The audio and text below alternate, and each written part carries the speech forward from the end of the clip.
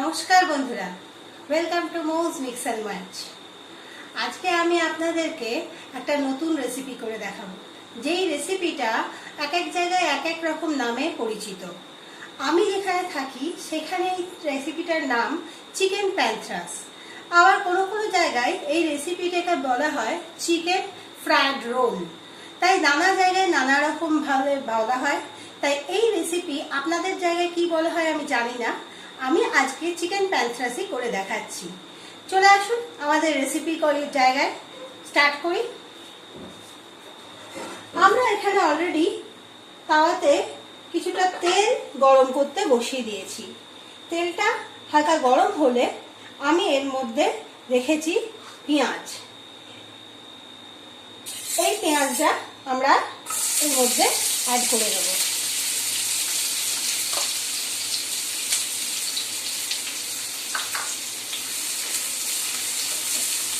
পেঁয়াজটাকে আমরা হালকা লাইট ব্রাউন ভাবে ভেজে নেব।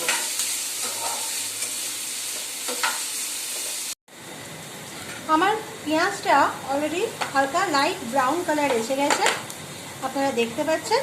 এবার আমি এর মধ্যে কিছুটা আদা ও রসুন বাটা একসাথে বেটেছি, সঙ্গে একটা শুকনো লঙ্কাও আমি দিয়েছি।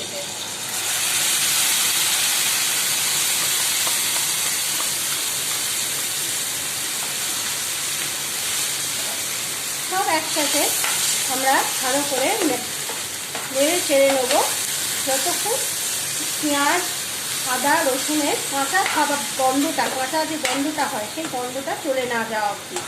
গ্যাসটা সিমে রেখেছি এই মুহূর্তে।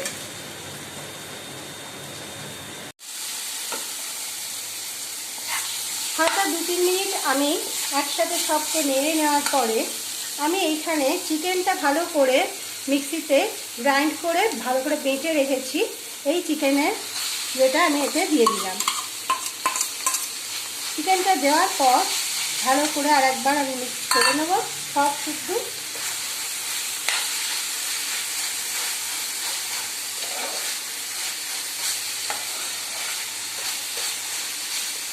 এবার এক এক করে আমি বাকি যে সব জিনিসগুলো রেখেছি মশলাগুলো সব একটা একটা করে দিয়ে দেব।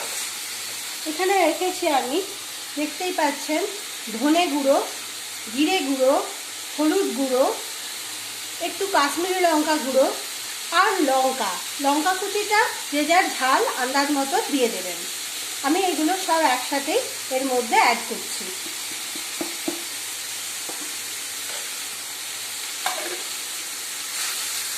এবার হালকা হাতে আমরা এটা নেড়ে তারপরে আমি এতে নুন অ্যাড করব। আন্দাজ মতন আমরা নুন দিয়ে দিচ্ছি।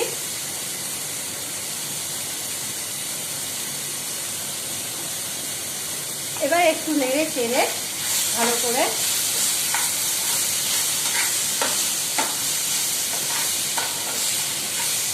আমি দিয়ে দেবো হাফ কাপকে 1 কাপের মতন জল।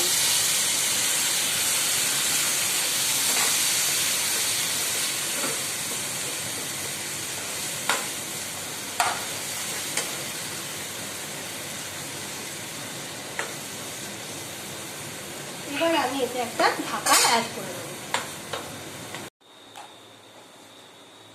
আমার তো যেটাতে ঢাকা দিয়ে আমি রেখেছি এটা যতক্ষণ গরম হয়ে একদম জলটা শুকিয়ে যাবে এবং টেস্ট ব্রাউন একটা কালার এসে যাবে, যখন আমার এটা শুকনো শুকনো হয়ে যাবে তবে আমি এখানে অ্যাড করব বাকি জিনিস।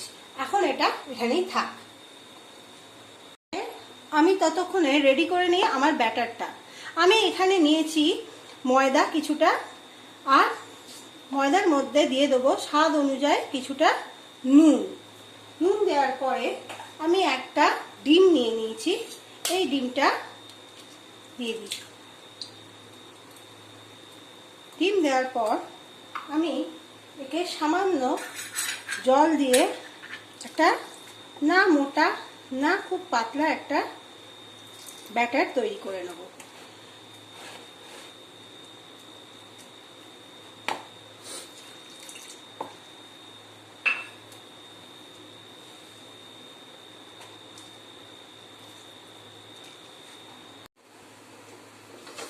দেখুন আমার এটা ভালোভাবে ড্রাই হয়ে গেছে।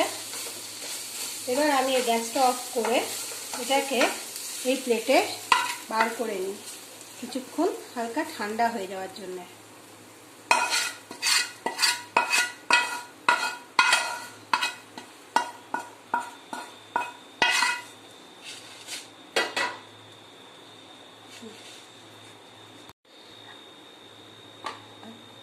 এই ব্যাটারটা আপনারা দেখতেই পাচ্ছেন, না খুব মোটা না খুব পাতলা, একটা ঠিক ব্যাটারই আমি তৈরি করে নিয়েছি। এবার তাওয়াটা আমার হালকা করে অয়েল ব্রাশ করে নিই।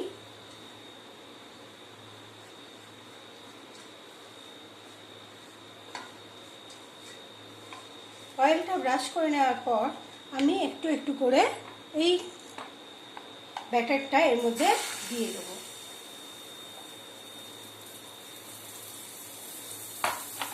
এবং ভালো করে এটা স্প্রেড করে দেবো।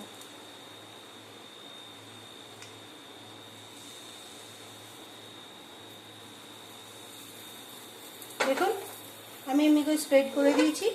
এবার এটা যতক্ষণ না ভালোভাবে একটা দিক সেকে যাচ্ছে, অর্থাৎ যতক্ষণ না ভালোভাবে নিজে থেকে তাওয়া থেকে আমার এটা উঠে আসছে, আমি ততক্ষণ এটাকে ফ্রাই করব। তারপর এটা তুলে প্লেটে তুলব। এবার আমি একটা একটা করে সবকে পুর ভরে নেব। পুর ভরে দেওয়ার জন্য আমি এখানে প্লেটে এটাকে নিয়ে নিয়েছি। কিছুটা পুর আমি এর মধ্যে দিয়ে দিলাম।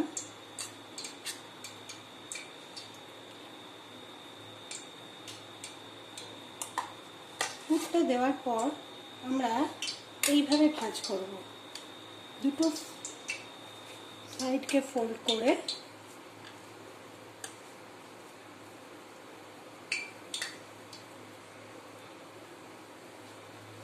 এইভাবে রোল করব।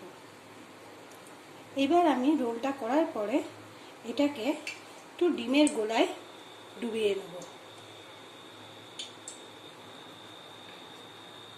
ভালো করে ডিমের গোলায় ডুবিয়ে নেওয়ার পরে আমি এটাকে এখানে কিছুটা পাউরুটি গুঁড়ো অর্থাৎ পাউরুটি স্ক্রাম্ব আমি করে রেখেছি, এটার মধ্যে ভালো করে এটাকে ডুবিয়ে নিলাম।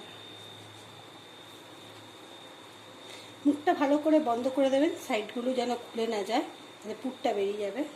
আর আমার তেল গরম হয়ে গেছে অলরেডি, অনেকক্ষণ আমি বসিয়েছি তেলটা গরম হয়ে গেলে ভালো করে এবার একটা একটা করে এর মধ্যে ছেড়ে দিন। আমি আপনাদেরকে আর একটা করে দেখাচ্ছি, একইভাবে করব আমরা। প্রথমে এটা নিয়ে নেওয়ার পরে আমি এর মধ্যে সেম একই প্রসেসে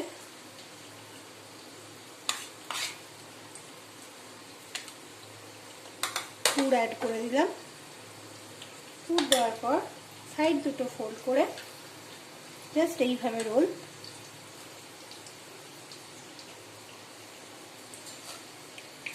করে নেবেন। মুখটা ভালো করে যেন বেঁধে দেবেন যাতে মুখ থেকে না বেরোয়। এবার আমরা এটাকে আবার সেই একইভাবে ডিমের গোলায় ডোবাবো। ডিমের গোলায় ডুবিয়ে পাউরুটি গুঁড়োর মধ্যে আমি এইগুলোকে আরেকবার করে ভালো করে লাগিয়ে নেব। এবার আমি আবার তেলে ছেড়ে দেবো। এইভাবে আমি প্রত্যেকটা ভেজে নেবো একটা একটা করে, হালকা লাইট ব্রাউন করে ভাজবো। গ্যাসটা মিডিয়াম আঁচে থাকবে। হালকা করে এক পিঠ ভেজে আবার আর এক পিঠ আমি হালকা হাতে উল্টে দেবো। সাবধানে উল্টাবেন, দেখবেন যেন পুর খুলে না যায়। দেখুন আমার একটা দিক অলরেডি লাল রং চলে এসেছে। আমি এবার এটাকেও আস্তে করে উল্টে দিই।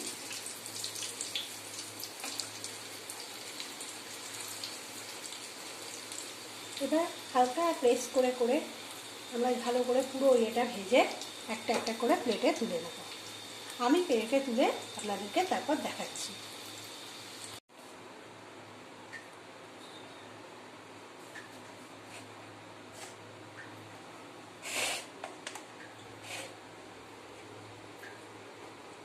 আমার চিকেন প্যান ফ্রাইস করা শেষ। দেখুন কেমন হয়েছে আমার চিকেন প্যান ফ্রাইস।